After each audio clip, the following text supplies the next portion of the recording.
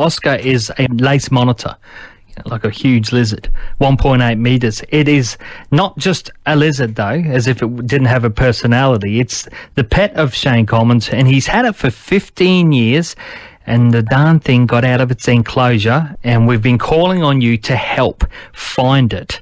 And I can tell you now, it hasn't been good news thus far, but that doesn't mean we're going to give up on it. Shane Commons with me now. Good morning, Shane. Hey, mate. He could have wandered a little bit by now, but yeah, I've got a feeling he's still going to be in the area somewhere. Right. Well, so remind us again. We know that he's tame, but he might not be that good at sort of catching live food and things like that. Yeah, I mean, I have no doubt that if he walked across like a curlew nest or a bird nest or something like that, that he'd try and rob some eggs out of it or the chicks out of it. But as for larger animals, he's not really suited to eating them because he's never really done it before, and he shows no interest in small animals. Like, we've had small animals, cats and dogs and chickens around the yard, and he doesn't show any interest in them because he eats dead food. So he's not going to last in the wild for very long, unless he has a constant supply of nests to raid, I think. But yeah, well, he's multi-generational, captive bred and hand raised by myself, so he's very well loved and missed. Yeah, I know it's a heartbreaking story. So, around the Bayview Heights, could you remind us of that area then, or even some street names where maybe you're hearing this for the first time and you think, I will just go and have an extra hard look out the back? Yeah, well, he was lost on Wirra, which is just off Too Good Road, and there's some creeks and stuff behind the house. But I've been looking at those, and despite just getting covered in leeches, it's no Oscar's been found yet. I've had a lead on Thursday last week, but the lady only called up because she didn't have a number or anything, which sort of gave me a possible direction of travel, which was towards the Ivan Evans track.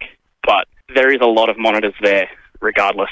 They are wild ones, and it makes it hard because Oscar, he's a lace monitor, and there's also native ones in the area that are normally just walking around. But I will know Oscar. If you happen to see any in the wild, big ones, I'll know Oscar straight away. So if anyone gets a clear photo and can message it through, I'll know exactly, particularly of the neck and the tail. That's where Oscar's strongest markings are. Okay. Because they're like a fingerprint. So, yeah. And Shane, what's the response been like? Absolutely awesome. There's so many people, complete strangers, that are offering to help and offering to do like letterbox drops and stuff with me to try and get the word out there that he's still missing. And yeah, there's even a couple of people have wanted to put up money for a reward as well. So there's a $1,000 reward rating for anyone that could get information or happen to see him in their yard and give me a call. That just shows how much you're missing this guy, doesn't it? Oh yeah. So I mean, he's been around for nearly half of my life, so I don't want to have him gone. Perhaps if someone sees it, is there a type of food or something that they might just toss him to sort of have him hang around while they track you down? Chicken necks. He likes chicken necks and eggs, two of his little favourites. All right. And perhaps another key indicator might be if people approach him, he's probably not going to do the runner, is he? Yeah, that's it. He'd be more curious than anything.